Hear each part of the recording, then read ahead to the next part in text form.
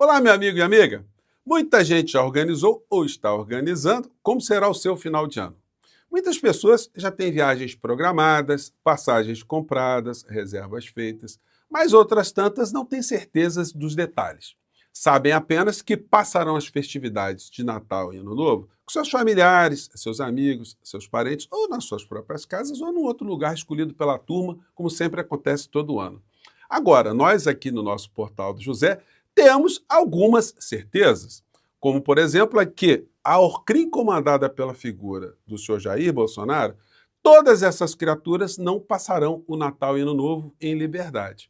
Isso porque hoje foi publicada a sentença penal condenatória desse primeiro núcleo.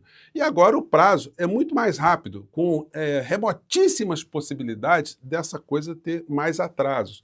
Portanto, gente, para piorar ainda mais o final de ano dessas criaturas, se eles receberem o Papai Noel virá vestido de vermelho, essa cor que assombra essas criaturas. Bom, mas esperaram o contato e o contato está vindo. Eu vou conversar com vocês sobre alguns aspectos do que está acontecendo, mais algumas informações relacionadas ao ministro Luiz Fux e teorias que estão surgindo aí em relação ao comportamento dele. E tem coisas interessantes também, além disso tudo, para conversar aqui com vocês.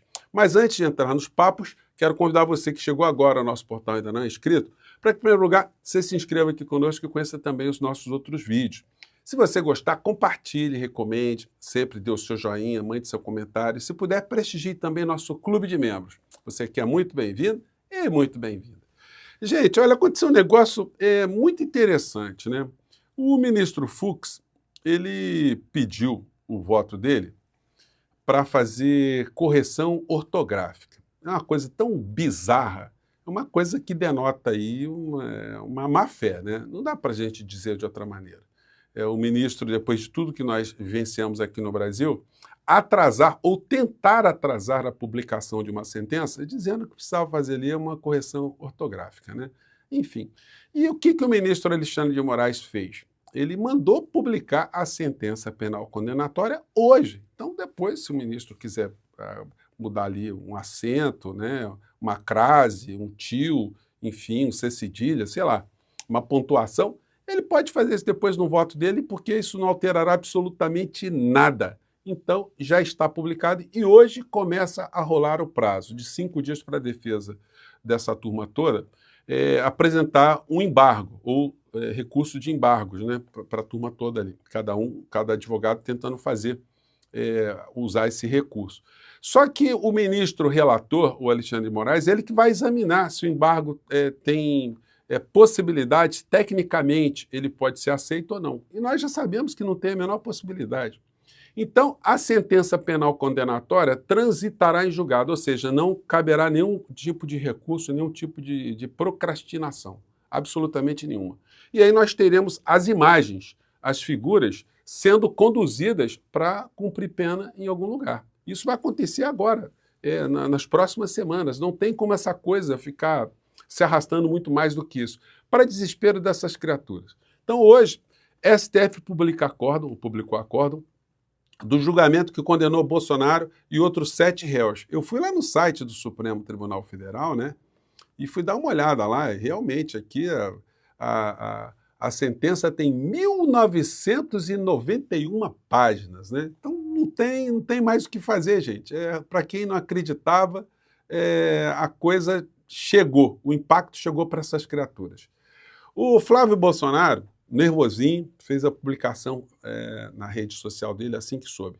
Alguém pode escrever aqui nos comentários em qual artigo do Código Penal está o tipo ataque a urnas eletrônicas? Então, quer dizer, então para o Flávio Bolsonaro, assim como para o senhor Luiz Fux, não existe crime.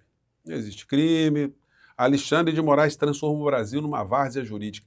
Aliás, o senhor Flávio, o senhor que foi apanhado no seu gabinete fazendo rachadinha, tomando dinheiro dos seus funcionários, o senhor só foi salvo por manobras dentro do Poder Judiciário, que o senhor está dizendo aí que o senhor está tirando pedras, né?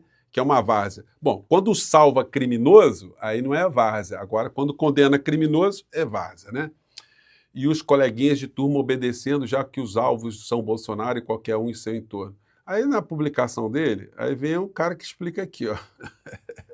Crimes contra a segurança nacional, Estado Democrático de Direito. Embora a antiga Lei de Segurança Nacional tenha sido revogada, a nova legislação 14.197 de 2021 prevê punições para crimes que atentam contra as instituições democráticas, uso de fake news para tentar subverter o processo eleitoral ou ameaçar as instituições pode ser enquadrado nesses crimes. Então tá aí, o Flávio Rachadinha, não tem escapatória não. E aí o seguinte, está assim uma coisa assombrosa no mundo jurídico racional, independente das pessoas terem simpatias à esquerda, à direita, o que fez o ministro Fux. Gente, hoje tem uma coluna do Reinaldo Azevedo que está muito interessante, né, que tem a ver com a percepção que eu tive ontem, né, que eu estava vendo com vocês, acompanhando a votação. Depois fui ver o voto do Fux. Olha, como eu disse para vocês, eu tive que fazer exercício respiratório. Na coluna da Andréa Sadi, para ministros do STF, relação de Fux com colegas da primeira turma estava insustentável. Estava insustentável porque o voto dele foi um voto ofensivo. Ele simplesmente desmereceu toda a verdade, todos os fatos. Ele teve uma postura negacionista, mas negacionista não transparecendo uma convicção dele. Estava parecendo ali que alguma coisa aleatória estava acontecendo com o senhor Luiz Fux, porque qual é a grande contradição? Ele condenou 600 pessoas, mais de 600 pessoas, com mão pesada. Aí depois ele teve uma crise de consciência e foi votar pela absolvição de Bolsonaro. Então, quer dizer, a crise de consciência dele veio depois que ele condenou os peixes pequenos.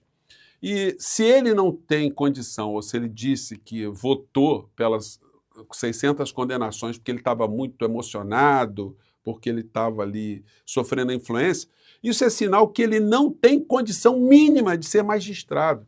Daí na coluna do Reinaldo Azevedo ele pede, né?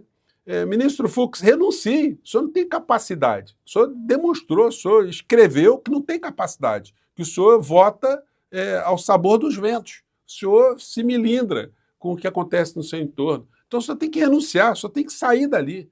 Porque se o senhor não fizer isso, das duas uma. Ou o senhor tem algum problema mental, ou o senhor está escondendo coisas. O senhor está agindo aí de uma forma muito suspeita, né?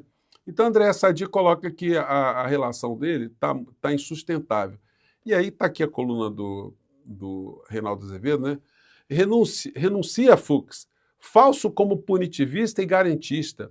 És só um verdadeiro Fux. Gente, foi pancada, foi uma desmoralização. E o Reinaldo Azevedo é muito lido pelo mundo jurídico. Então, os próprios ministros da Suprema Corte leem o que o Reinaldo Azevedo escreve. STF decide reabrir investigação de Valdemar Costa Neto no caso de tentativa de golpe de Estado. Então, seu Valdemar, o senhor entrou nessa fila, né? Agora, tudo que serviu de elemento para condenar um seu parceiro, aquele do Instituto Voto Legal, será utilizado também para que o senhor também responda por uma cadeiazinha, né? Sendo que no caso do senhor que já foi condenado por corrupção, por ladroagem de dinheiro público, agora o senhor não é mais réu primário. Então o regime de cumprimento de pena do senhor vai ser mais complicado.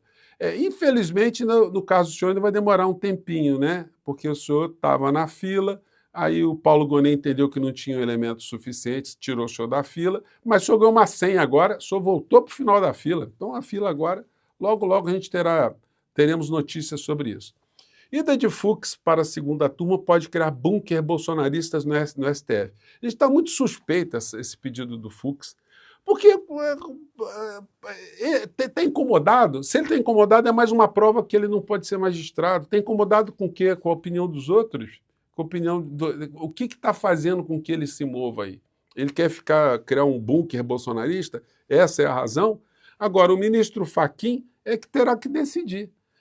Se for uma questão de foro íntimo, foro pessoal, olha, isso aí tem que ser indeferido. Ué, o senhor quer mudar por quê? Ah, não, porque eu acho melhor. Não, o interesse pessoal do senhor não tem nenhum tipo de prioridade.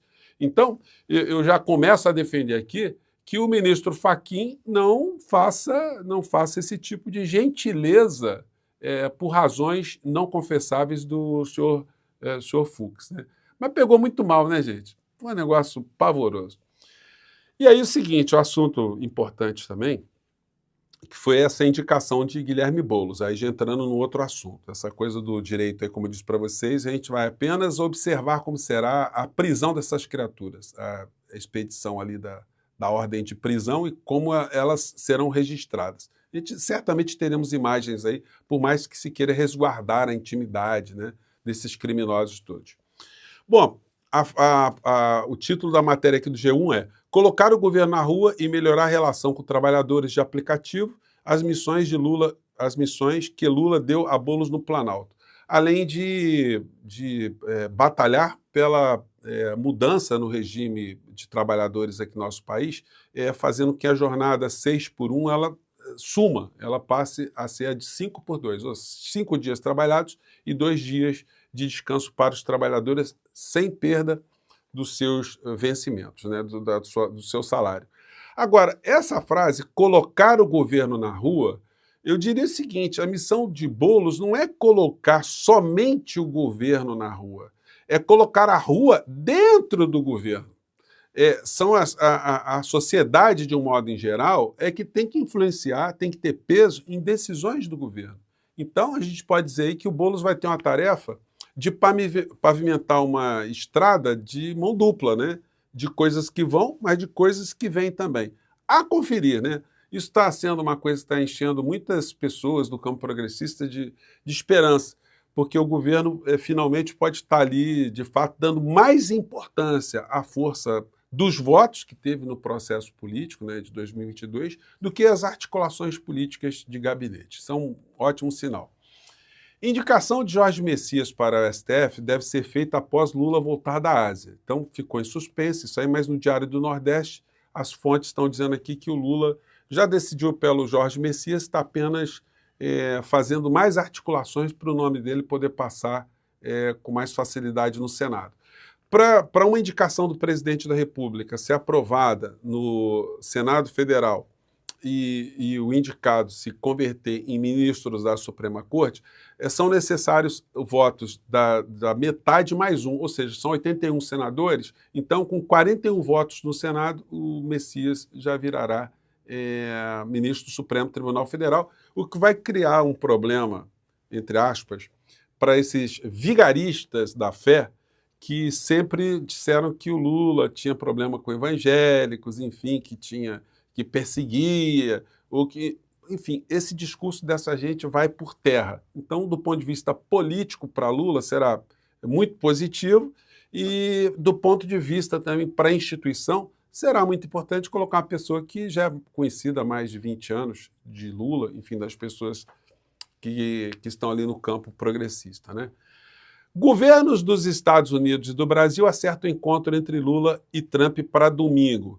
Bilateral entre brasileiro e americano ocorrerá às margens de evento com países do Sudeste Asiático. Então é o seguinte, o Dudu Bananinha e o Paulo Figueiredo, eles vão ter que ir lá, né? Ter que ir para a Ásia para tentar fazer algum tipo de bloqueio, né? Que não, tudo que eles estão fazendo até agora em relação a destruir qualquer possibilidade de conversa do Brasil com os Estados Unidos está fracassando. E o ministro Alexandre de Moraes, só para homenagear esse momento, né, mandou publicar hoje a sentença, para essa gente ainda ficar mais chateadinha, para mostrar que o ministro Alexandre de Moraes não está nem aí com as pressões todas que está recebendo.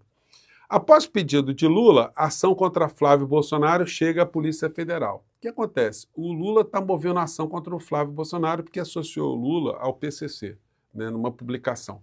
Agora, se eu pudesse fazer uma sugestão, é que o Flávio Bolsonaro e essas pessoas não sejam processadas num juizado especial, que eles sejam processados na justiça comum, mesmo que a ação demore mais tempo. Por quê? Porque as condenações pecuniárias são muito pífias quando na primeira instância, no juizado menor.